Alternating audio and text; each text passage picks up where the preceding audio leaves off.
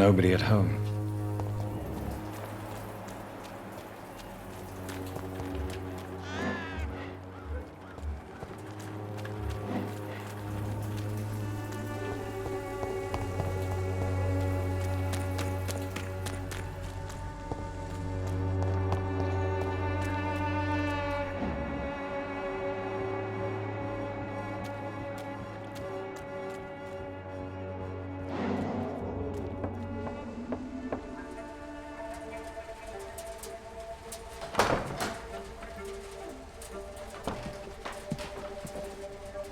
A strange man was at the door with a pass for our medical facility. I refused him entry. Darius, how could you know he didn't need our help? His clothes were too finely tailored to be for Whitechapel. Perhaps just a friend of that stray poet who is always about. Richard Nethercott? No, not of the same cloth, this man. I suspect some machination from that journalist. Clayton Darby. Is he still asking questions? Yes. I saw him drifting around St. Mary's Church. I swear he is tracking me just downwind.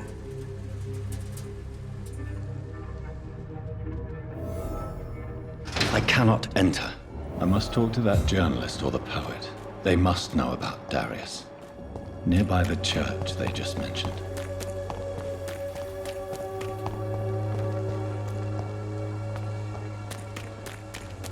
Joe, please, I don't have your money. Come on, Barrett, you know the game. You pay for peace of mind. Can't you just look the other way this... You again? What do you want this time? Goodbye, Mr. Peterson. Never have taken up my father's business.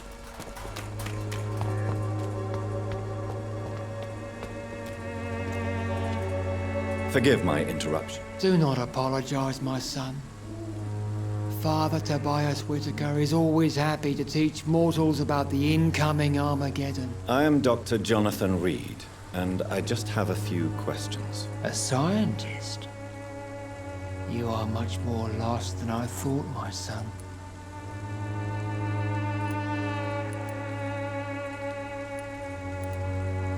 Do you know Nurse Dorothy Crane from the Pembroke Hospital? I'd like to know more about her. I don't like the liberal ideas of nurses, but I especially abhor that Nurse Crane you mentioned. Why do you hate Nurse Crane more than other nurses? Before coming to London, she was a member of the communist resistance in her country. That's what happens when you let a woman get involved in politics. I have heard enough for tonight. Goodbye.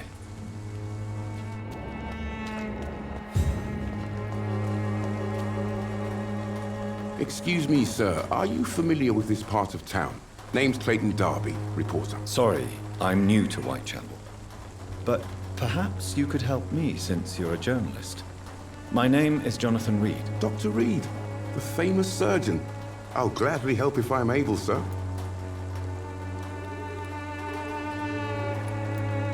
I heard you're investigating an underground medical dispensary in Whitechapel. What do you know about it? Not much, I'm afraid. They are wary of strangers, and I'm not really an acquaintance of theirs. Why do you care? I'm afraid one of the nurses from the Pembroke Hospital may be involved with unsavory activities. Ah, could it be Dorothy Crane? Without a doubt, you are a damn fine journalist, Mr. Darby.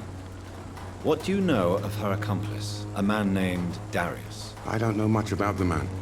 He's very cautious. Never goes out. Doesn't seem to have any friends or family. He never goes out? No. A few days ago, he unexpectedly did. I followed him, but it was just a ruse to keep me away from his house. Really? How do you know? He went to the nearest mailbox, but just before posting his letter, he ripped it up and threw it away. He has no relatives at all? No. Except for that strange man, a poet named Richard Nethercott, who sometimes comes by. Darius would never let him in. Where can I find this Mr. Nethercott? He spends most of his time lurking around Whitechapel. talking to himself or declaring verses. These days, you can usually find him behind the church.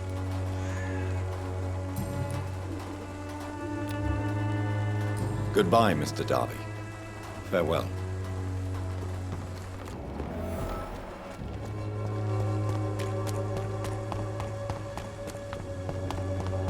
You look so pale, my lord. Would you like me to...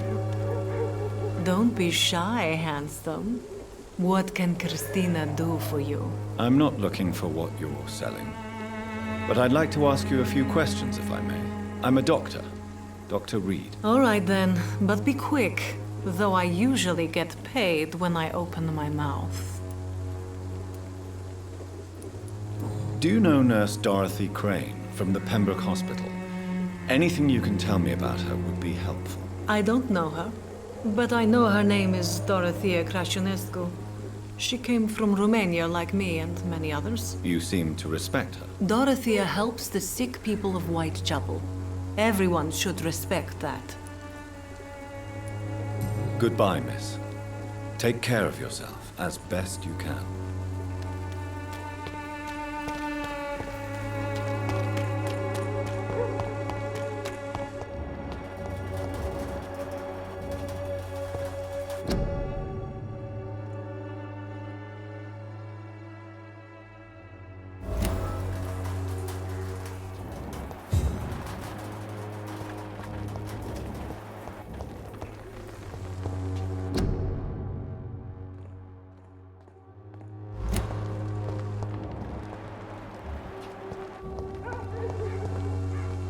Good evening, miss.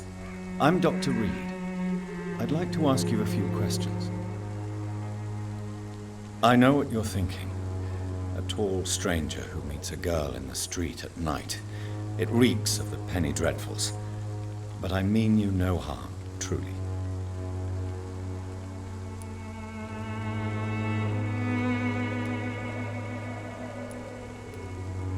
Melia, I know you work for Dorothy Crane. Please tell me about her secret dispensary. A stubborn and mute comrade. Nurse Crane and Darius Petrescu have been clever. I know you understand what I'm saying. Your silence has nothing to do with you being mute, does it? Very well. Goodbye, then.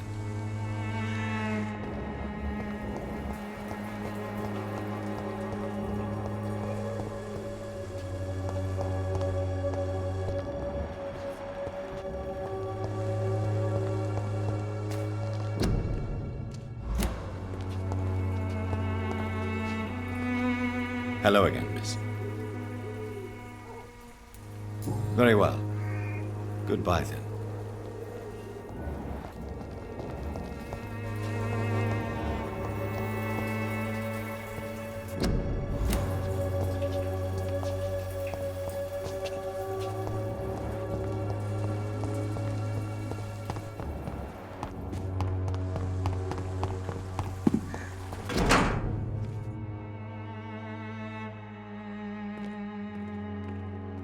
The content of Darius' letter to his children could give me more leverage to enter.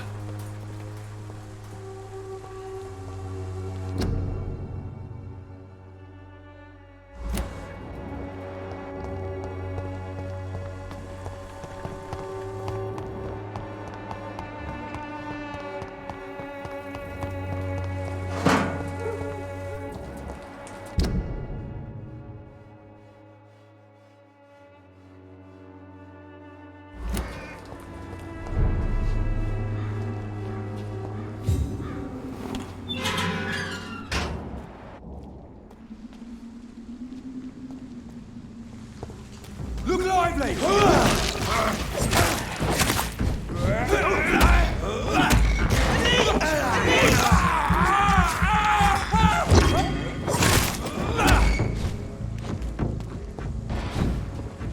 Don't like that, do ya?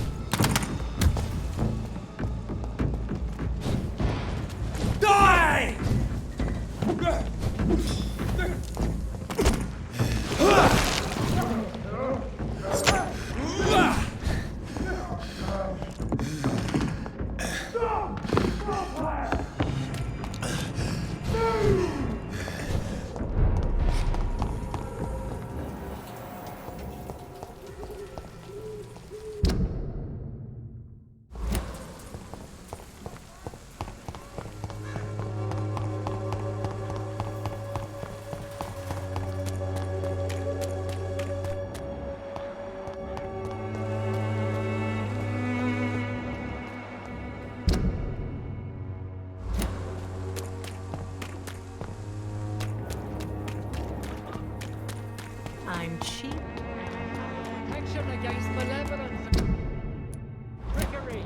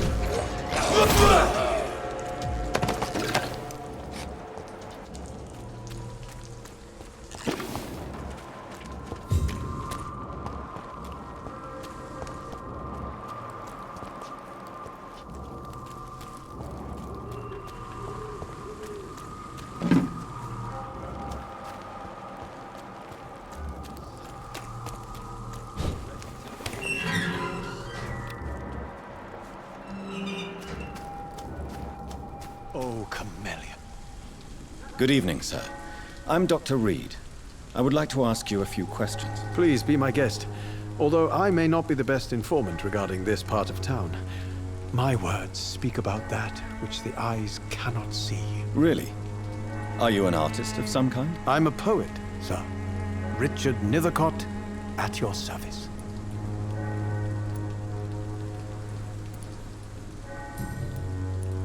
May I ask what you're doing at this hour of night, sir? Do you live here? Not at all. I'm just enjoying the pleasure of a quiet walk. Though night talks are always preferable, if you ask me. Especially with strangers. But are you not afraid of the epidemic? Oh, why should I? I see some equity in the Spanish flu. No flesh should be saved, say the scriptures. Good or evil, rich or poor, all are equal in the eyes of the flu. If you say so. But as a physician in a time of epidemic, I must caution you to avoid unnecessary exposure, sir. Thank you, Doctor. But we both know the seeker of truth has to go boldly where the weak dare not.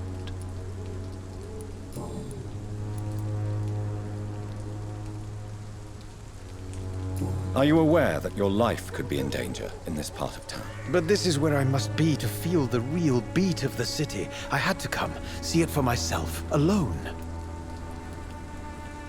I understand your need for solitude, but it's not safe around here. I don't care. I don't have many friends, Doctor, and my family despises me. If some misfortune came upon you, who would be here to help you? Well, you for a start, my dear Doctor. What are your thoughts on the terrible situation in this city? Terrible, you say? No. Of course, the death of so many innocents is a tragedy. But the scourge has not been all bad for the city. Oh, no, sir. What are you talking about? Do you remember London before the flu? Noisy, cacophonic, quiet nowhere to be found. And now, listen to this oddly peaceful silence. Yes, the enjoyable silence of the grave. You have a unique perspective on the situation, I must admit. Most people fail to understand my perspective. I don't blame them. But how could I call myself a poet if I veiled my feelings?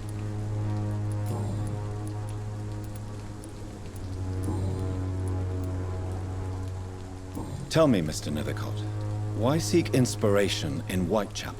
The place is not beautiful per se, but how to explain it? Stirring and challenging. Do you not think it a little morbid? On the contrary, sir. Whitechapel is full of life, full of beauty. Just like my dear muse, the wonderful Camellia. What can you tell me about Camellia? Not much. And that's the beauty of it. She can't speak, you know. She's a locked mystery who exhales kindness and sweetness.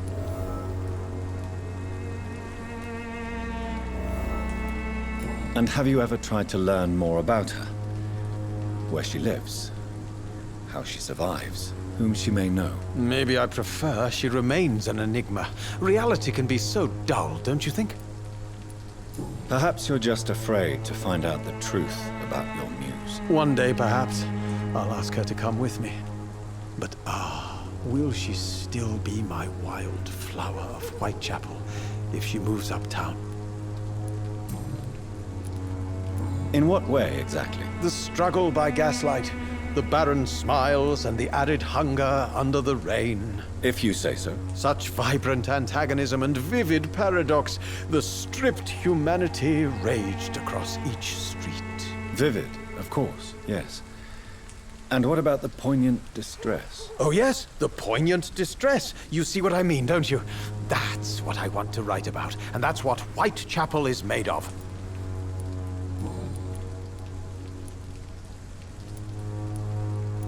Did you know the mute florist is a member of a secret society? No, I didn't. But I thank you for this information, sir. For it only enriches the mystery surrounding the precious Camellia. Are you not curious?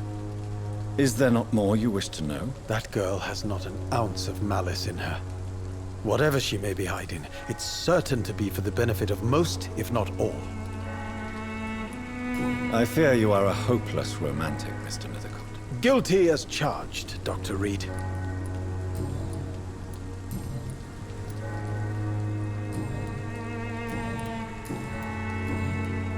May I ask you a few questions about the district? Extraordinary part of town, is it not? I'll be glad to help you, if I can. I'm looking for Dorothy Crane, a nurse who lives in this vicinity. Dorothy Crane. Oh, I love the name. The Crane of Whitechapel. Sounds very mysterious. But sorry, no, never heard of her. What can you tell me about an old man called Darius? Darius Petrescu. Yes, I know him. At first, I thought he was only a small publisher. I invited him to publish my work, but his reaction was pretty clear. Not interested in your talent? Darius is an old political activist who takes delight in printing tracts and lampoons. Those communist activities only require mediocre writing skills. I'll leave you alone, sir. Darius is a bit less of a mystery now. It should not be that difficult to incite him to let me in.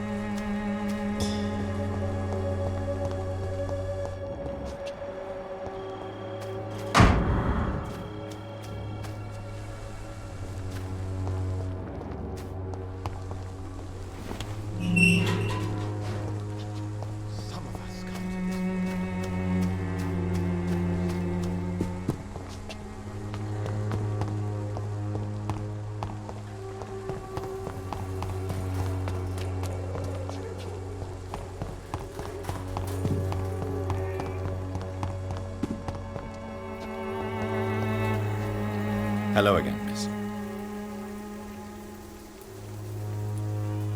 Tell me about Richard Nithercott. I understand he is quite fond of you, Camellia. Very well. Goodbye, then.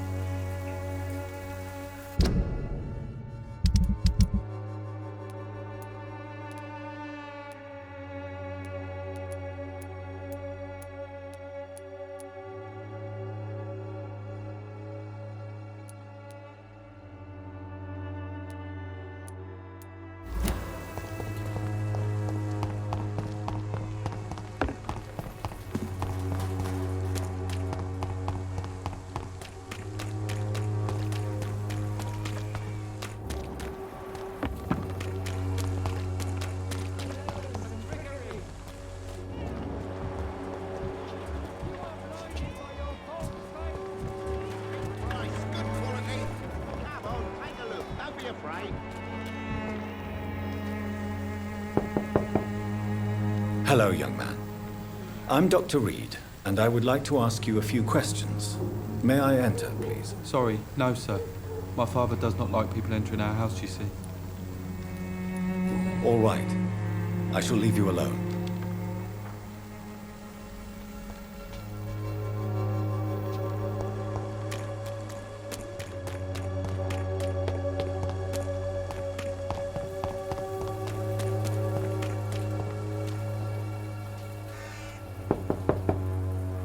Mr. Petrescu, just 1 minute, please. You again? Go away.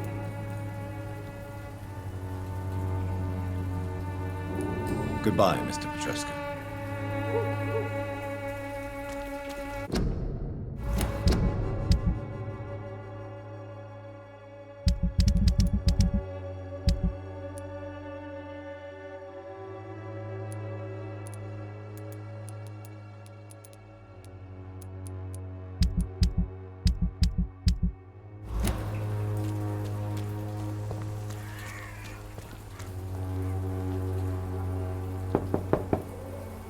Mr. You again? Sir, wait. Stop this nonsense. I know Nurse Crane is here. Shall we speak man to man, you and I? All right. Speak up. Don't you see we're on the same side? We fight to help the poor, sick, and abandoned. I'm nothing like you, Mr. Doctor. Yes, you are. You too believe in providing medical care without charge. You know what we have to sacrifice to make the world a better place. I have to admit your words have conviction. All right, I'll let you see Dorothea. Don't make me regret this, though.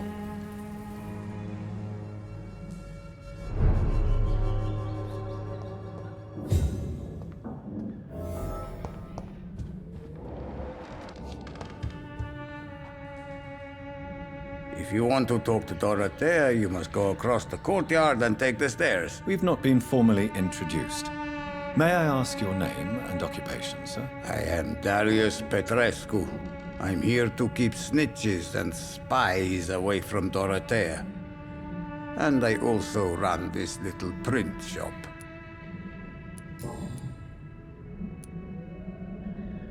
So Dorothy's real name is not Crane. Like myself and many people in this area, Dorothea is from occupied Romania. That's all you need to know. She seems important to the community. More than you can imagine. The West End does not want to hear of Whitechapel's misery. Dorothea is one of the few doing something about it.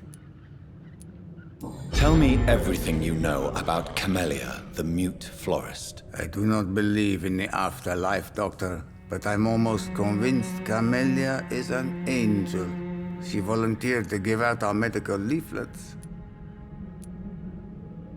Are you not worried for her safety? She is as brave as she is tough, and clever, too. If only I had met her when I was younger. Are you in love with Camellia, Mr. Progescu? Don't be stupid. If I had met her when I was younger, we could have won our revolution. Who is she, really?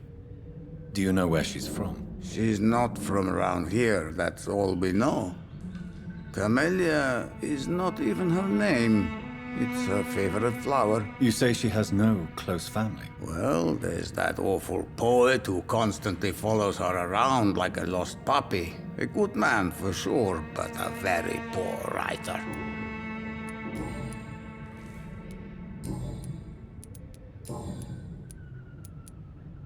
Do you have any family left, Mr. Petrescu?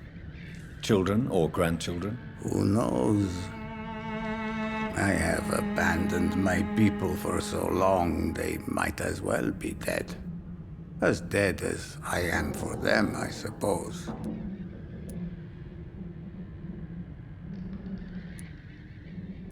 Don't be embarrassed, sir.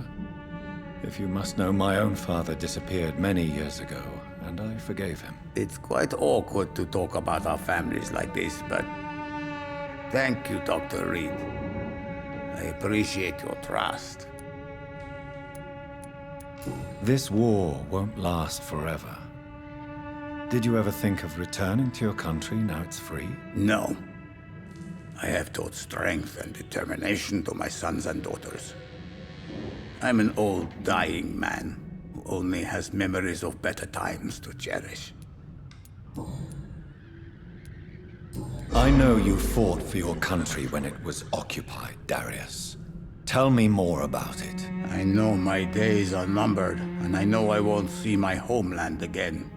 But I fought for Romania all my life, and I will until my last breath. But Romania escaped the grasp of the Austro-Hungarian Empire. It's a free country again. But it's not the country I fought for. My homeland is not appeased, Doctor. But I still see a dark future ahead for my people. How did you meet Nurse Crane, Darius? Why does she trust you? I'm her oldest friend in England. Dorothea and I share many ideas about this country and about the country we left. You mean occupied Romania, don't you? Even if not directly, I fought against your enemies. Really? Then perhaps you have more in common with Dorothea than meets the eye, Dr. Reed. Goodbye, Mr. Petrescu.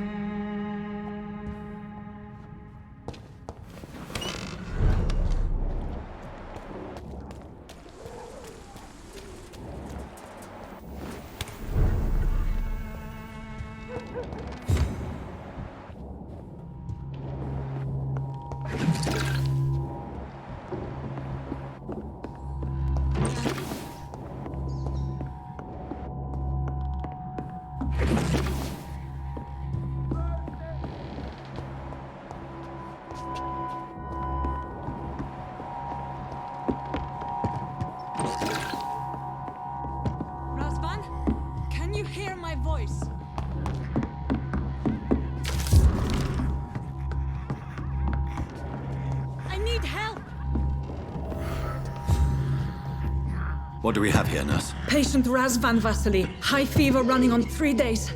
Complaints of dizziness, muscle aches, and head pain. Diagnosed with influenza. Treatment? Aspirin and salicin for the fever and discomfort. Liquids for dehydration, but he's having trouble keeping even water down. Thank you, nurse. Anything else I should know? He did lose consciousness this morning, but he's never had convulsions like these. He's not convulsing, he's choking. He's not getting any air. Scalpel! Hand me that scalpel! What can I do, Doctor?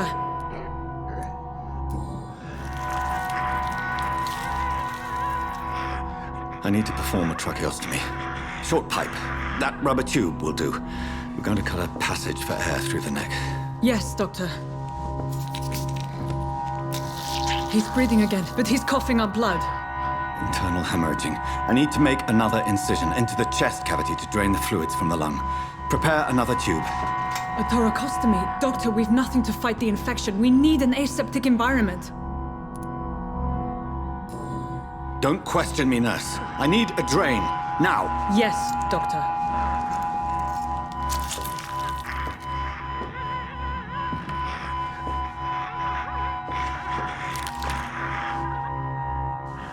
He's still bleeding, Doctor. I'm losing his pulse. The drain must have punctured the intercostal artery. There's too much blood. Are you all right, Doctor? I can't see.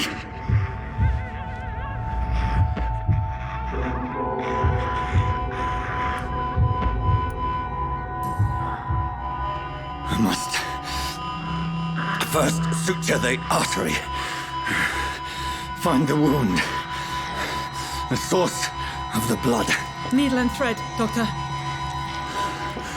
Good. The stitches are holding. How's he doing? We're losing him. We've lost his pulse. He's dying, Doctor!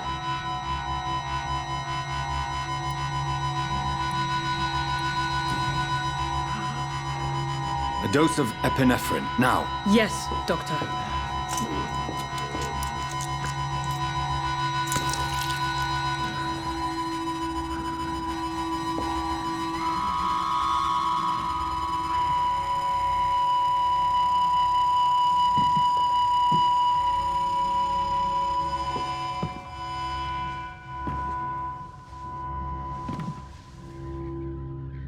We've lost the pulse.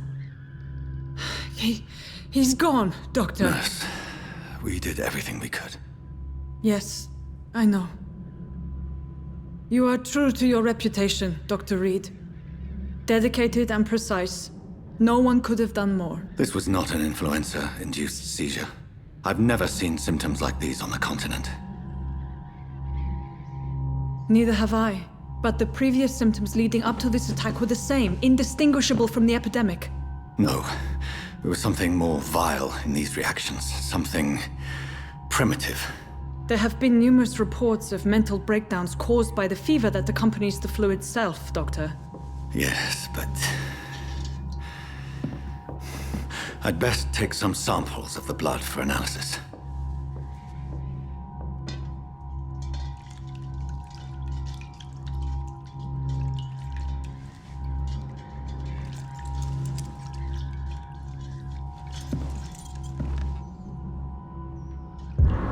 I doubt you're here to test my bedside manners. I suspect it was more than intuition alone that led you to us. So, how might I be of service, Dr. Reed?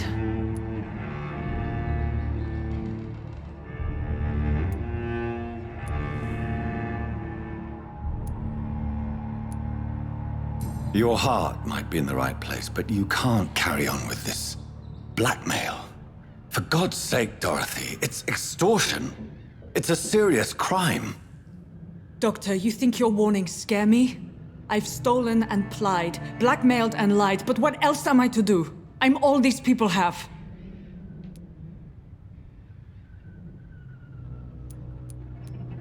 But why Lady Ashbury? Why her, of all people? She's pristine and proper, all right. But that she-wolf in sheep's clothing murders the poor for sport. I have her where she belongs, and I'll milk her for all she's got. Dr. Swansea is a sensible and honest man. He wouldn't have refused your friend's care at Pembroke. It's easy for you to say, Doctor. These people cannot go to the police, nor to the hospital. They don't even speak English. They depend on me for everything.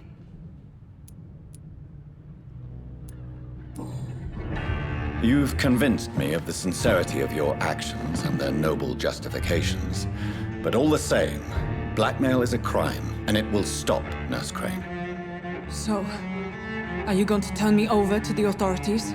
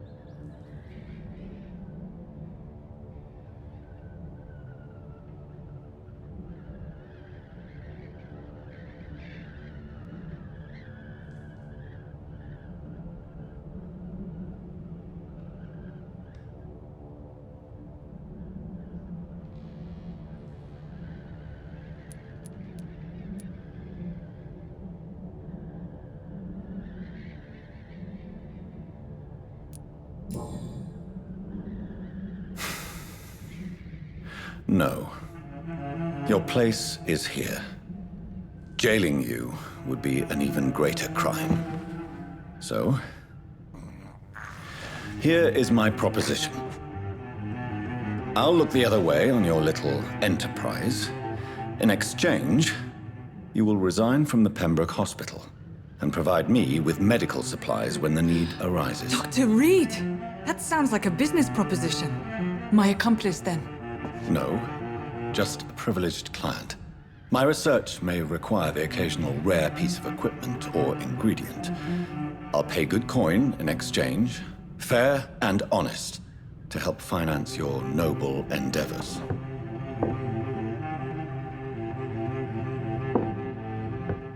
We have ourselves a deal, Doctor. Good customers are always welcome. Yes, Nurse Crane. We have a deal.